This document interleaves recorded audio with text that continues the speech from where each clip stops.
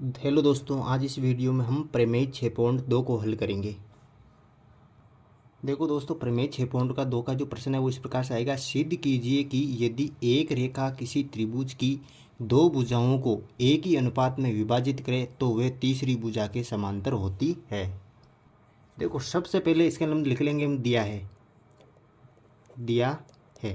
देखो, प्रमेय क्या कह रही है कि किसी त्रिभुज की दो भुजाओं को एक ही अनुपात में विभाजित करें। मान लो कोई भुजा है डी ई, ये जो डी ई है वो किसी भुजा ए सी को क्या ये जो डी ई है त्रिभुज की भुजाओं को एक ही अनुपात में विभाजित कर रही है, यानी कि ए डी बटा डी बी, यानी कि ए डी बटा डी बी बराबर हो जाएगा ए ई बटा ई सी के, यानी कि ए ई बटा ई सी के। ये जो है हमें दे रखा है।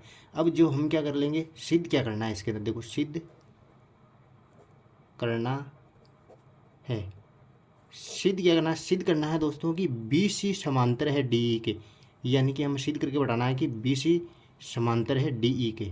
ये जो हमें इसके अंदर सिद्ध करके बताना है, इसके लिए हमें रचना करनी पड़ेगी। देखो, रचना क्या करेंगे इसके अंदर। देखो, रचना क्या करेंगे, हम क्या करेंगे, बी सी के समांतर अन्य रेखा खींच लेंगे डी ई डैश, यानी कि बी सी के समांतर जो रचना हम क्या कर लेंगे, बी सी के समांतर डी ई डैश, यानी कि ये जो डैश डैश वाला लाइन है डी ई डैश खींची, डी ई डैश, ये जो हम खींच लेंगे। अब जो है हम क्या करेंगे, प्रमाण करेंगे दोस्तों इसका प्रमाण।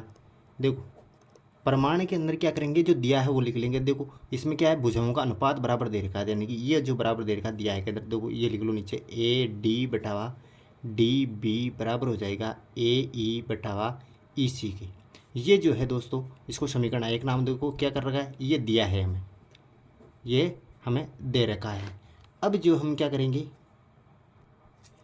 बी सी समांतर है डी ई डैश के, ये रचना में हमने लिया, यानी कि बी सी जो समांतर है किसके है, डी ई डैश के, यानी कि बी सी जो समांतर है ये है डी ई डैश के। ये कहाँ से आया, ये रचना से, ये रचना से हमने लिया है, रचना से।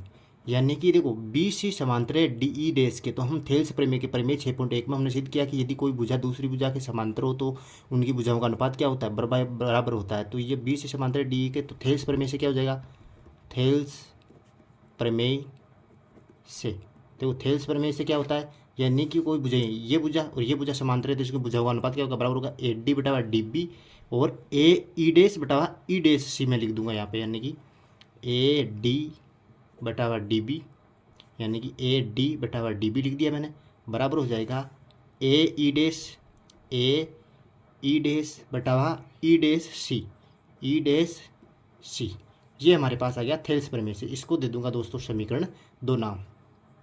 अब जो है दोस्तों, समीकरण एक व समीकरण 2 को ध्यान से देखो। देखो, इसमें ए डी बटावा डी बी, इसमें भी ए डी बटावा डी बी। देखो, ए डी बटावा डी बी किसके बराबर है, ए ई बटावा ई सी के बराबर है। यहाँ पर ए डी बटावा डी बी किसके बराबर है, ए ई डैश बटावा ई डैश सी के बराबर है। तो देखो, ये और ये जो है समीकरण 1 व 2 से बराबर हो जाएगी, क्योंकि ये दोनों ही किसके, ए डी बटावा डी बी और ए डी बटावा डी बी के बराबर है। तो मैं क्या लिख दूंगा यहाँ पर नीचे, समीकरण 1 व 2 से, समीकरण 1 व 2 से ए ई बटावा ई सी, ए ई बटावा ई सी बराबर हो जाएगा ए ई डैश बटावा ई डैश सी के जो है बराबर हो जाएगा। अब जो यहाँ क्या करना है, आपको दोनों तरफ एक जोड़ना है। देखो, दोनों तरफ एक जोड़ने पर, देखो मैं दोनों तरफ एक जोड़ूंगा यहाँ पर। देखो, दोनों तरफ मैं एक जोड़ दूंगा, समीकरण में कोई फर्क नहीं पड़ेगा। तो देखो, ए ई बटावा ई सी में मैंने एक जोड़ दिया यहाँ पर ए ई डैश बटावा ई डैश सी में भी एक जोड़ दिया। अब क्या करूँगा मैं, एक के नीचे कुछ नहीं है तो क्या एक, इसके नीचे कुछ नहीं है तो एक। अब देखो, ई सी और एक का ले से लो आप, तो क्या आएगा, ई सी आएगा दोस्तों। ये आ गया मेरे पास ई सी का भाग ई सी में, तो एक बार गया, एक को गुणा करो ए ई से तो ए आ गया मेरे पास, ये हो गया ए को गुणा भाग दो इसी में, इसी बार गया, इसी को एक से गुणा करो तो आ गया मेरे पास ई सी बराबर। यहाँ पर ई डैश सी और एक का लघुत्तम ले से जो आएगा वो आएगा ई डैश सी बटावा ई डैश सी को ई डैश सी भाग दो, एक बार गया, ए को गुणा करो ए ई डैश से तो ए ई डैश आपके पास आ जाएगा यहाँ पे, प्लस ए का भाग दो ई डैश सी में, ई डैश सी को करो एक से गुणा तो ई डैश सी हमारे पास आ जाएगा। अब जो है आपको चित्र के अंदर ध्यान से देखना। देखो, ए ई बटावा ए ई प्लस ई सी, ए ई प्लस ई सी क्या लिख सकता हूँ मैं, ए सी लिख सकता हूँ दोस्तों। देखो ए ई प्लस ई सी को क्या लिख सकता हूँ मैं, ए सी लिख सकता हूँ। यानी कि ए ई प्लस ई सी को मैं क्या लिख दूंगा यहाँ पे, ए सी लिखता हूँ, ए सी लिख दूंगा, नीचे क्या है ई सी, ये हो जाएगा ई सी बराबर। अब यहाँ पर ध्यान से देखो ए ई डैश यानी कि A E dash plus E D C, E dash C यानी कि ए ई डैश और ई डैश सी को भी मैं क्या लिख सकता हूँ, ए सी लिख सकता हूँ। यानी कि A E dash plus E dash C को मैं क्या लिख दूंगा, इसको भी क्या लिख दूंगा, ए सी लिख दूंगा। अब देखो इसके नीचे क्या है ई डैश सी, तो ई डैश सी मेरे पास आ गया। अब क्या करूँगा दोस्तों मैं, ए सी यहाँ से चला जाएगा, ऊपर क्या बचा 1/, ई सी बराबर, इधर भी क्या बचा 1/, ई डैश सी। अब क्या कर दूंगा मैं, इन दोनों को उल्टा कर दूंगा, तो देखो यहाँ पर क्या बचेगा मेरे पास, ई सी बराबर ई डैश सी, ये जो मेरे पास बराबर आया। देखो ये आप हमारे पास यहाँ पर क्या आया, ई सी बराबर ई डैश सी आया। देखो यहाँ पर ई सी कहाँ है, देखो ई सी ये यहाँ पर है, ई सी ये यहाँ पर ई सी है, और ई डैश सी कहाँ पर है, यहाँ से यहाँ तक जो है ई डैश सी है, ई डैश सी। तो देखो यहाँ पर क्या दे रहा है, कह रहा है कि ई सी बराबर ई डैश सी है, यानी कि ई सी बराबर ई डैश सी है। तो इसका मतलब हम कहेंगे ये भुजा और ये भुजा दोनों एक ही है, एक ही बराबर है। तो इसका मतलब हम क्या कह सकते हैं कि यानी ये कि ये बिंदु ई और ई डैश जो बिंदु है वो दोनों अलग अलग नहीं है, बल्कि एक ही जगह पर है, यहीं पर है। ये दोनों अलग अलग हमें दिखाई दे रहे हैं लेकिन एक ही जगह पर है। क्यों है, क्योंकि ई सी बराबर ई डैश सी, यानी कि ई सी और ई डैश सी क्या है, दोनों बराबर है। यानी कि ये हमें दिखाई दे रहा है लेकिन ये क्या है, एक ही जगह पर स्थित है।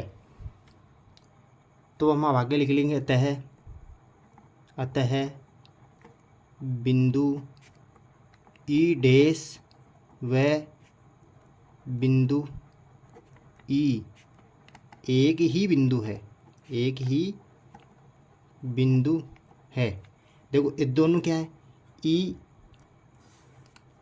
बिंदु ई और ई डैश क्या है, एक ही बिंदु हो गए दोनों। तो ई, तो हमने रचना में क्या माना था कि बी सी के समांतर कौन सी है, डी ई डैश है। लेकिन ई डैश बिंदु और ई बिंदु अलग अलग ना होकर क्या एक ही है। तो मैं क्या लिख सकता हूँ, बी सी समांतर डी ई डैश के जगह डी ई लिख सकता हूँ। अर्थात बी सी समांतर हो जाएगी, मैं डी ई डैश नहीं लिखकर क्या लिख सकता हूँ, डी ई लिख सकता हूँ, डी ई। यही हमें सिद्ध करना था। इति सिद्धम। यदि ये वीडियो आपको पसंद आया तो please like share and comment.